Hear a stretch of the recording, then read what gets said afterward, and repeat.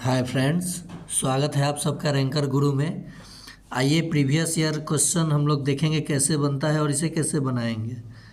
ठीक है, लाभ हानि का जो भी प्रश्न होता है प्रॉफिट लॉस का, और जिस जिस टाइप का प्रश्न पूछा जाता है परीक्षाओं में, उसे कम से कम समय में हम लोग कैसे बना लेंगे। और ये केवल रेलवे के लिए ही नहीं है, अदर एग्ज़ाम्स के भी जो बच्चे तैयारी करते होंगे उनके लिए भी ये लाभदायक है। तो आप इन ट्रिक को समझिए और आप खुद ट्रिक बनाना सीखिए। तो अगर आप ऐसे गणित से परिचित होना चाहते हैं तो अपने दोस्तों से शेयर कीजिए रैंकर गुरु के बारे में, और आप खुद से वॉच कीजिए और देखिए सवाल हम लोग कैसे 10 से 15 सेकंड में अगर प्रैक्टिस हो जाता है तो देख करके जवाब मन में दे देंगे। ठीक है, तो आप बने रहिए अंत तक इस चैनल पे, और अंत तक देखने के बाद अगर पसंद आए तो ही लाइक और सब्सक्राइब कीजिए, अन्यथा छोड़ दीजिएगा। देखिए पहला सवाल है, 4 कुर्सियों का विक्रय मूल्य 5 कुर्सियों के लागत मूल्य के बराबर है, तो प्रतिशत लाभ क्या होगा। यहाँ तो आपको हिंट्स दे दिया है, केवल प्रतिशत लाभ पूछा है। किसी किसी सवाल में पूछ देता है प्रतिशत लाभ या हानि बताएं। तो यहाँ देखिए लागत मूल्य यानी क्रय मूल्य CP, ठीक है, SP यानी सेलिंग प्राइस, लागत मूल्य कितना है 5, और ये 4 कुर्सियों का विक्रय मूल्य है 4। इसे आपस में आप बदल लीजिए, क्या कीजिए, बदल लीजिए। SP को बाद में CP मान लीजिए और CP को SP मान लीजिए, तो ये 4 हो गया और ये 5 हो गया। अब तो आपको दिख रहा होगा ना कि CP अब ये हो गया 4, यानी 4 में खरीदा था और बेच रहा है 5 में, तो कितने का फ़ायदा इसको हो गया 1 रुपये का। और कितने में खरीदा था 4 में, तो 4 पे, और प्रतिशत में बदल दीजिए, 100% से गुना कर दीजिए। ठीक है, तो ये कटेगा तो 25% आंसर आपका आ जाएगा। आया समझ में बात। इस प्रकार के सवाल को पहले CP और SP लिखिए। CP के जगह 5 था, लागत मतलब होता है क्रय किया हुआ, और ये विक्रय मूल्य 4 था, तो पहले लिखे सीधा और उसके बाद आपस में बदल दीजिए, और तब देख लीजिए ये खरीदा है 4 में, बेच रहा है 5 में, तो कितने का फ़ायदा हो गया उसे 1 का, कितने पे 4 पे, उसे प्रतिशत में बदल दीजिए, आपका आंसर आ जाएगा। चलिए नेक्स्ट प्रश्न पे चलते हैं दोस्तों। देखिए अब यहाँ भी 40 वस्तुओं का विक्रय मूल्य 50 वस्तुओं के क्रय मूल्य के बराबर है, तो अब तो आप आसानी से कर सकते हैं। अंतर कितना का है, इन दोनों के बीच अंतर कितना का है बताइए, कितना का है 10 का। लेकिन अब CP कौन होगा ये आप ज़रा ध्यान दीजिएगा। जो क्रय दिख रहा है और ये जो विक्रय दिख रहा है, ये इसमें आपको सस्पिशन हो जाता है। ठीक है दोस्तों, तो ये क्रय मान लीजिए, यहाँ पे फिर से आप देख लीजिए CP और SP। CP कितना है 50 वस्तुओं का क्रय मूल्य 50, और ये 40, बदलिएगा तो क्या हो जाएगा, ये 40 हो जाएगा और ये 50 हो जाएगा। आई बात समझ में, आई कि नहीं आई समझ में। चलिए इसे मिटा देते हैं पहले। तो अब ये मैं समझाने की क्या कोशिश कर रहा हूँ, इसे आप नहीं भी समझिएगा तो भी आपका बात बन सकता है। इन दोनों के बीच में अंतर कितने का है 10 का। ठीक है, CP अब कौन हो जाएगा, जो विक्रय मूल्य साइड का वैल्यू होगा वही आपका CP हो जाएगा, और 100 से गुना कर लीजिए। 1 0 से 1 0 कट गया, ये कटा तो कितना आ गया 25%। इसका भी आंसर क्या हो जाएगा। अब देखिए यहाँ प्रतिशत लाभ या हानि, देखिए हानि या प्रतिशत, ये लाभ या हानि प्रतिशत बताएं। तो ऑप्शन में देखिए दो जगह 25 है। बहुत सारे बच्चे तेज़ी में 25 जैसे आया मार देते हैं, लेकिन ये बगल में देख लीजिए यहाँ हानि है और यहाँ लाभ है, तो आपका आंसर हो जाएगा ये। छोटी छोटी गलतियां ही आपके सिलेक्शन को रुकवा देती है, 1-2 नंबर से मेरिट नहीं बन पाता है। मैं भी जब 1 नंबर से 2 नंबर से छटता था ना, सोचता था वो काश ये गलती नहीं किया होता। तो आप भी पहले इत्मीनान से क्वेश्चन को पढ़िए, उसके बाद जवाब दीजिए। भले 1-2 क्वेश्चन आप कम बनाइए, लेकिन जो क्वेश्चन बनाइए उस पर आपका 100% होना चाहिए कि हाँ मैंने सही बनाया है और ये मार्क्स मुझे मिलना चाहिए। ठीक है, हड़बड़ा करके और आप जल्दबाजी में गलत आंसर दे के आते हैं तो माइनस मार्किंग भी होता है रेलवे के एग्ज़ाम में। ठीक है दोस्तों, चलिए नेक्स्ट प्रश्न पे हम लोग चलते हैं। अब देखिए फिर वहीं, अब ये HM और यूडीसी में पूछा हुआ सवाल। अब देखिए इन दोनों के बीच में अंतर कितने का है। क्रय मूल्य यहाँ अब 9 है और ये विक्रय मूल्य 8 वस्तुओं के पुस्तकों के बराबर है। अंतर कितने का है? 1 का। लेकिन अब यहाँ क्रय मूल्य क्या हो जाएगा हमको ज़रा बताइए।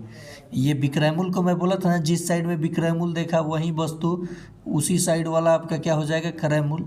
तो 8 हो जाएगा, 8 हो जाएगा ना, गुना 100। ये 4 से कटेगा, ठीक है, 25, और ये 4 से कटेगा 2, तो 25/2 12.5 होता है। कहीं 12.1/2 है। और क्या हो रहा है आपको देखिए, 9 पुस्तक का क्रय मूल्य 8 पुस्तकों के 9 जितना में खरीद रहा है उतना में 8 को दे रहा है, तो लाभ है ना होगा।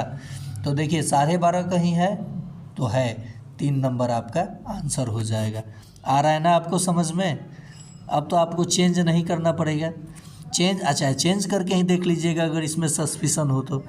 चलिए नेक्स्ट प्रश्न पे चलते हैं दोस्तों। ये बहुत मज़ेदार प्रश्न है, कोई फार्मूला नहीं लगाना है यार, केवल परसेंट समझ गए, आपको बट्टा, प्रॉफिट लॉस और ये लाभ हानि सब बना सकते हैं। केवल आप जुड़िए तो पहले रैंकर गुरु के साथ।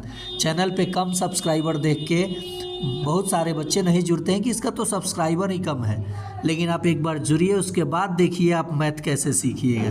गणित को विदाउट फार्मूला से बनाना सीख जाइएगा। चलिए अब देखते हैं यहाँ, उस वस्तु का क्रय मूल्य रुपए में ज्ञात करना है जिसे 5% लाभ पर बेचने पर 5% हानि पर बेचने से 8 रुपया अधिक मिलता है। मान लीजिए वस्तु 100 रुपये का था, 5% लाभ, तो 100 पे 5 105 हो गया, और 5% हानि यानी कितनी, 100 में 5% हानि तो 95 हो गया। इन दोनों के बीच कितने का अंतर है? 10 का अंतर है ना दोस्तों। 95 500 5 105, तो 10 का वैल्यू कितना दिया है, यह ना अंतरवा है 8। देखिए फिर से समझिए, 100 रुपये का कोई चीज़ था, मैंने इसको क्रय को 100 कर लिया, तो 5% लाभ तो 105 हुआ, हानि तो 5। तो इन दोनों के बीच में जो अंतर है 10, वो किसके बराबर है? 8 रुपया अधिक, वही ना अंतर है। तो 10 का मान 8 है, तो हमें 100 का मान बता देना है, ठीक है। 10 का मान 8 है तो 1 का मान क्या हो जाएगा? 8/10 हो जाएगा ना। तो 100 का मान क्या हो जाएगा? तो इसमें 100 से गुना कर लीजिए, 1 0 से 1 0 कट गया, 8 दहिया 80, यानी आपका आंसर हो जाएगा 3 नंबर। कोई फार्मूला लगाया मैंने? नहीं लगाया। फिर से एक बार समझ लीजिए इसे, इन दोनों के बीच में अंतर 10 है, 10 की वैल्यू 8 है, तो 1 की वैल्यू 8/10, तो 100 की वैल्यू, कोई भी चीज़ 100% पे होता है, 100 की वैल्यू तो 8/10 गुने 100, 1 0 से 1 0 कटा, 8 दहिया 80। आ गया ये भी प्रश्न समझ में। चलिए नेक्स्ट प्रश्न पे चलते हैं दोस्तों। ये भी देखिए, ये भी बिना फार्मूला का बनेगा। एक वस्तु को 240 रुपये में बेचने पर किसी व्यक्ति को 10% की हानि हो गई। बेचारा को क्या किया जाए? बेचा लेकिन हानि तो हो गई।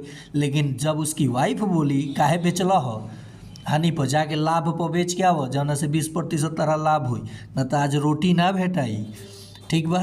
तो देखो बाबू, इसमें तब क्या करेगा, ही बेचारा तो फेर में पड़ गया है, इधर घर जाएगा तो मार खाएगा, खाना भी नहीं भेटाएगा, बेलने लगेगा, मेरे ही जैसा हाल हो जाएगा।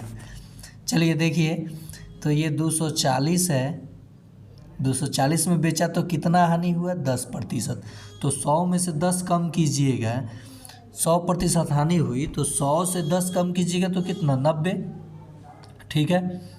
तो यहाँ 90 लिख देते हैं। और कितने लाभ पर बेचना है? 20% लाभ पर, तो 100 का 20 कितना होगा? 120।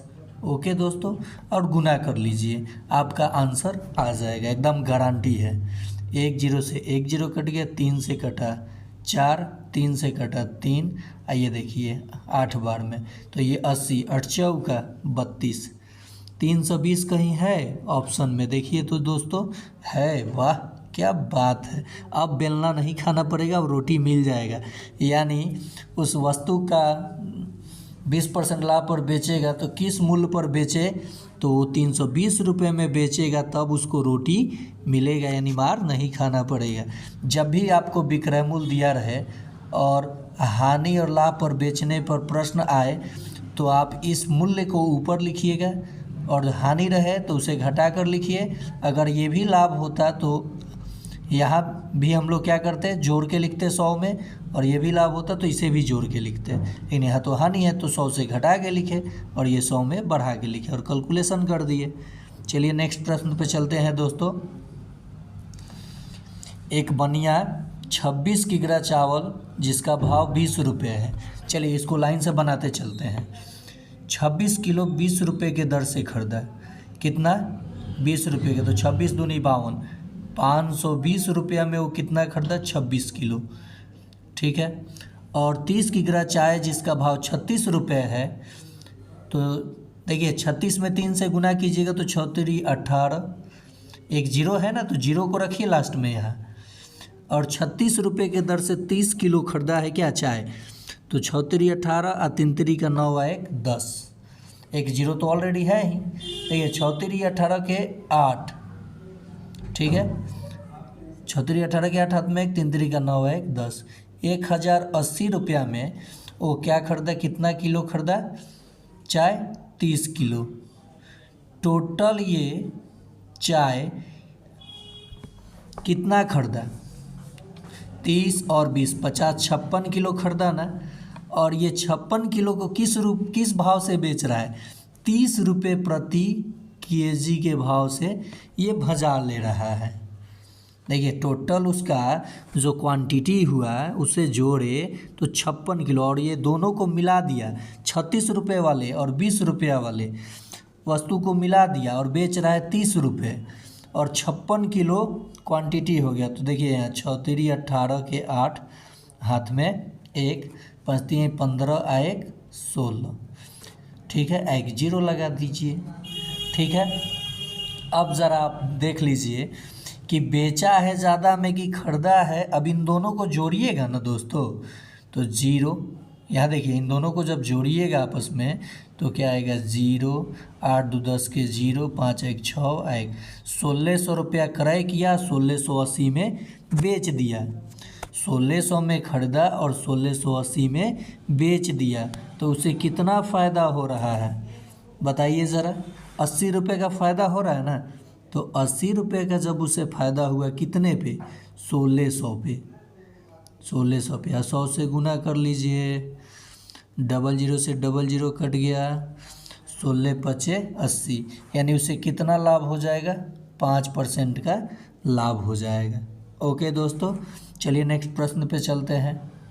उम्मीद है आपको अच्छा लग रहा होगा और सीखने को मिल रहा होगा। तो अगर अच्छा लग रहा है तो ज़रूर जुड़िए रैंकर गुरु के साथ और अपने दोस्तों के बीच शेयर कीजिए। ये प्रश्न आप लोगों के लिए, अगर आप लोग देख रहे हैं तो इस प्रश्न को टाइम निकाल कर बनाइए और ऑप्शन देखकर आप जवाब दीजिए। आज के लिए इतना ही, फिर मिलते हैं अगले पार्ट में।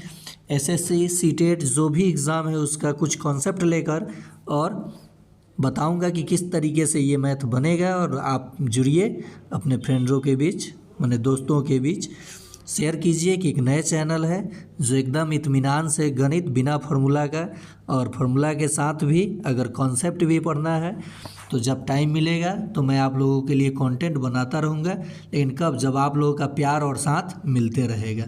ठीक है दोस्तों, तो आज के लिए इतना ही।